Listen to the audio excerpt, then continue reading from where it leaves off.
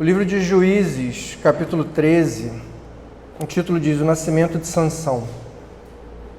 Tendo os filhos de Israel tornado a fazer o que era mal perante o Senhor, este os entregou nas mãos dos filisteus por 40 anos.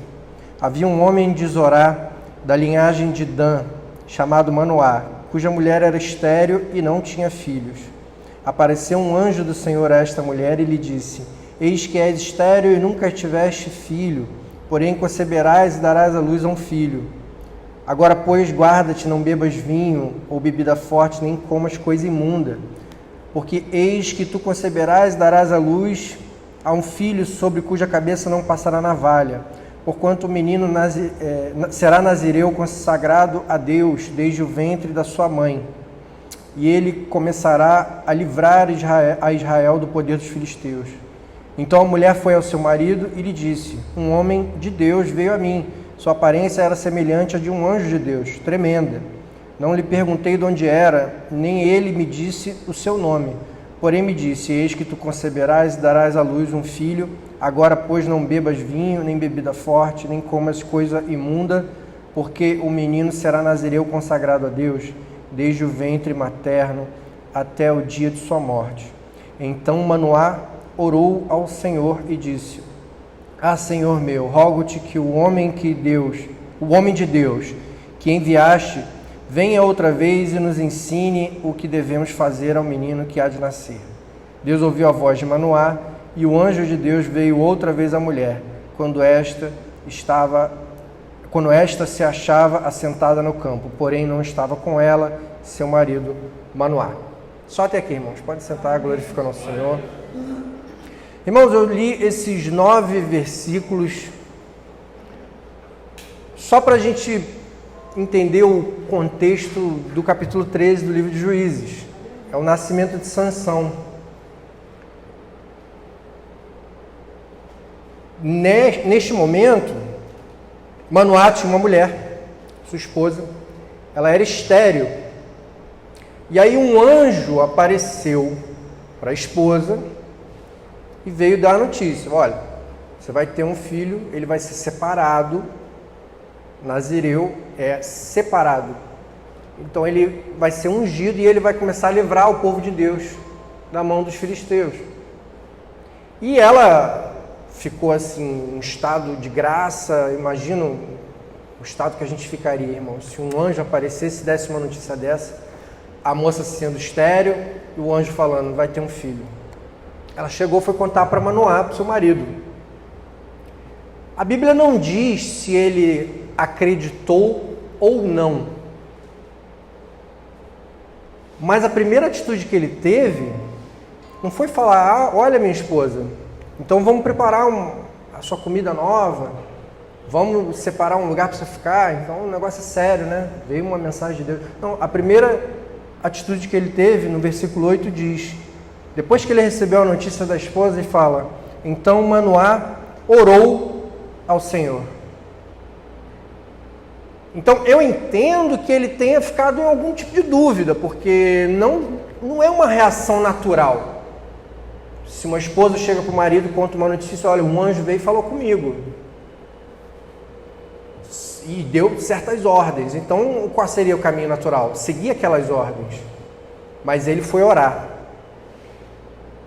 Isso não tira o mérito da visão, porque ele orou a Deus e logo depois Deus enviou o anjo de novo para confirmar. E o que me chamou a atenção nessa palavra, contando todo o contexto do capítulo 13, o seu início do capítulo 13, para os irmãos entenderem, o que me chamou a atenção nessa palavra foi o ato de orar. E aí eu fui pesquisar essa palavra em hebraico, e a palavra aqui não é a mesma palavra usada para orar. A palavra aqui usada é yetar. E estudando essa palavra, ela é uma raiz primitiva para odor. Um odor que vem de incenso.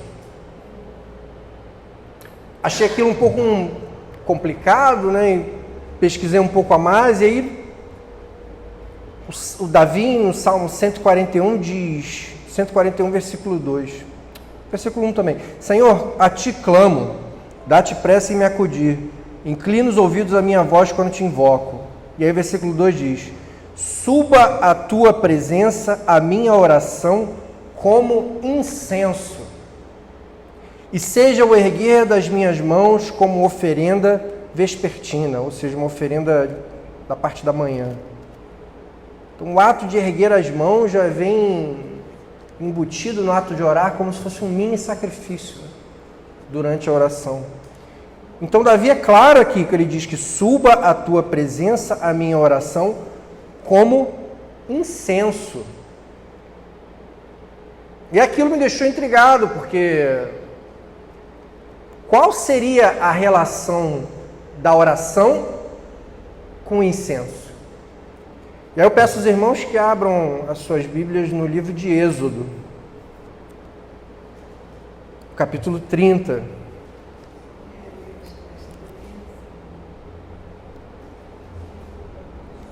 Êxodo, capítulo 30, no versículo 34 diz: um incenso sagrado.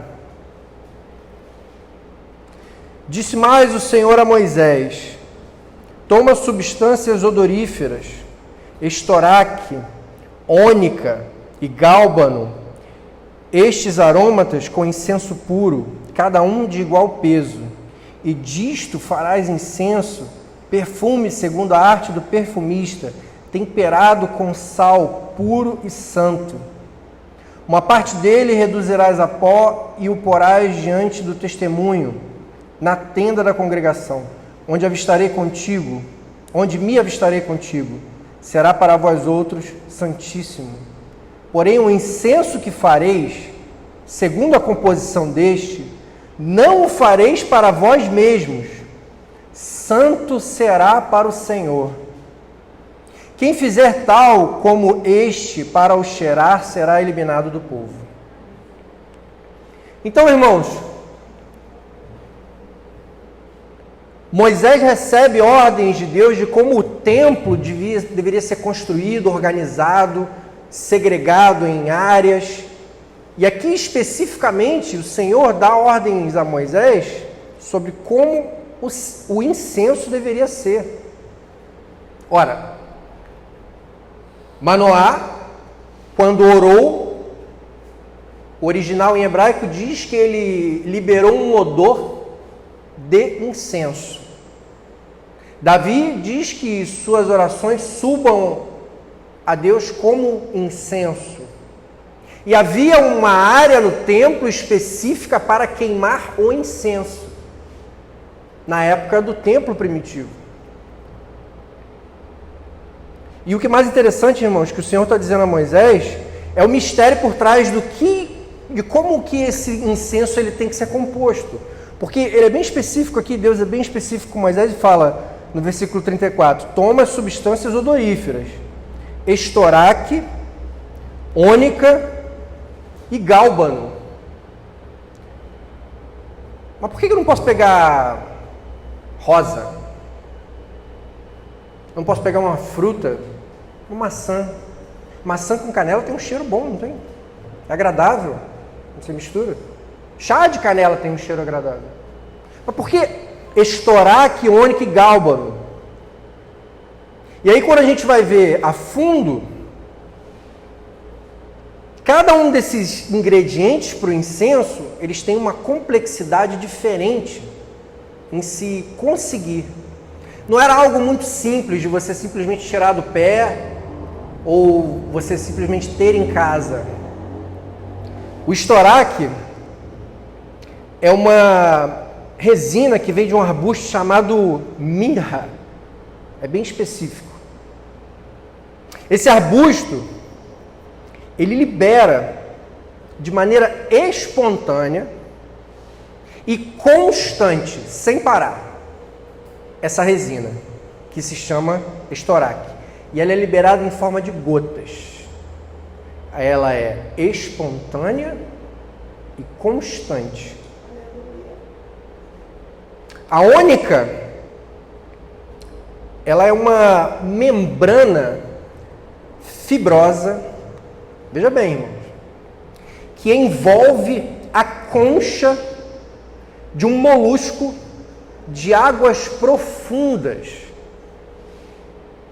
E para você liberar o aroma dessa membrana, você precisa queimá-la.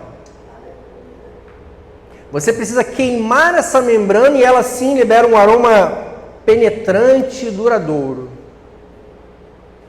Então a gente já tem dois componentes do incenso. E o terceiro é o gálbano. O gálbano é uma resina de um arbusto chamado férula. Esse arbusto, ele está constantemente verde, ele está sempre verde. Só que para você liberar essa resina, você precisa cortar o arbusto ou ralar esse arbusto. E essa resina, ela tem propriedades de um perfume que tem propriedades medicinais. E aí a gente faz a analogia de que Deus está ensinando a Moisés como que o incenso tem que ser composto, irmão. E cada característica dos itens do incenso tem características da oração. A nossa oração ela tem que ser espontânea. A nossa oração precisa ser constante na nossa vida. A nossa oração tem que ser duradoura. Ela precisa ser penetrante. E a gente precisa nos sacrificar para orar. Não é um momento de oração andando na rua, essas são micro-orações. A própria Bíblia aborda isso. Em momentos que servos do Senhor estão de frente ao rei, eles oram. Como que você ora de frente ao servo do rei? De frente para o rei, né? Só um minutinho, rei, só um minutinho. Aí ajoelha aqui, ora. Ah, desculpa, eu estava orando. Então você faz o quê? Você ora na mente. Essas são micro-orações. Mas o momento de uma oração dedicada a Deus, ela tem que haver um sacrifício. E além disso, irmãos, ela tem uma propriedade que se você se desmanchar, se ralar, se cortar durante essa oração, ela tem propriedades medicinais. Ela cura. Então, irmãos, a oração, de acordo com a fórmula que o Senhor passou a Moisés para o incenso, ela precisa ser sincera, ela precisa ser constante na nossa vida, e ela tem que ser espontânea, ela tem que ser sacrificada, e o principal, o nosso coração tem que estar quebrantado. Essa é uma oração completa diante dos olhos de Deus. E aí, irmãos, a gente pensa, ora, mas que momento, será que a oração que nós fazemos aqui, ela é tão importante assim para Deus? Qual o tamanho da importância que a nossa oração tem para o Senhor? E a gente vê em Apocalipse, irmãos, no capítulo 5 e no capítulo 8, nós vemos que as orações, elas são coletadas antes da abertura dos 7 selos e depois da abertura do 7º selo, que é o momento antes da primeira trombeta soar. Então veja a importância no capítulo 5, versículos 7 e 8. Veio, pois, e tomou o livro da mão direita daquele que estava sentado no trono. E quando tomou o livro, os 4 seres viventes e os 24 anciãos prostraram-se diante do Cordeiro, tendo cada um deles uma harpa e taças de ouro cheias de incenso, que são as orações dos santos. As nossas orações, irmãos, elas são coletadas no céu em forma de incenso. em taças de ouro, e elas são todas acumuladas antes da abertura do primeiro selo. E aí mais à frente, no capítulo 8, na abertura do sétimo selo diz: quando o cordeiro abriu o sétimo selo, houve silêncio no céu cerca de meia hora. Então vi os 7 anjos que se acham em pé diante de Deus, e lhes foram dadas 7 trombetas, preparando para tocar a primeira trombeta. Veio outro anjo e ficou de pé junto ao altar, com um incensário de ouro. E lhe foi dado muito incenso para oferecê-lo com as orações de todos os santos sobre o altar de ouro, que se acha diante do trono. E a mão do anjo subiu à presença de Deus, a fumaça do incenso com as orações dos santos. E o anjo tomou o incensário, encheu-o de fogo do altar e atirou-o na terra. E houve trovões, vozes, relâmpagos e terremotos. Então os 7 anjos que tinham as 7 trombetas preparavam-se para tocar. Irmão, olha a importância da oração do cristão. Elas são todas coletadas em forma de incenso, e elas aparecem antes da abertura dos 7 selos e depois da abertura dos 7 selos. Então, irmãos, a gente precisa manter em mente que a nossa oração tem que ser espontânea, ela precisa ser constante, ela precisa ser sacrificada, ela precisa vir de um coração quebrantado, e ela precisa trazer cura, seja para mim, seja para você. Porque temos vários tipos de oração. Nós temos a oração que a gente mais faz, é uma oração individual nossa. Eu oro falando com Deus. É uma oração de comunhão. Então eu preciso que essa oração seja constante.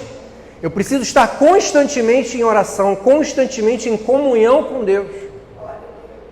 Eu tenho dentro, pode ser da mesma oração, um outro tipo de oração, uma oração de súplica, que é um pedido que eu faço. Eu posso pedir para mim, ou eu posso ter uma oração de intercessão, que eu estou pedindo para um irmão. Tanto a oração de súplica quanto a oração de intercessão são orações de cura. Nós temos a oração de agradecimento, é o que a gente mais faz quando a gente tem uma oração de comunhão com Deus, é agradecer. A gente tem uma oração de arrependimento, ela é diferente da oração de súplica, irmão. Apesar de ser um pedido, a oração de arrependimento a gente está pedindo perdão. Muito provavelmente por ter errado, pecado. Então a gente tem a oração do arrependimento, que é uma súplica de perdão.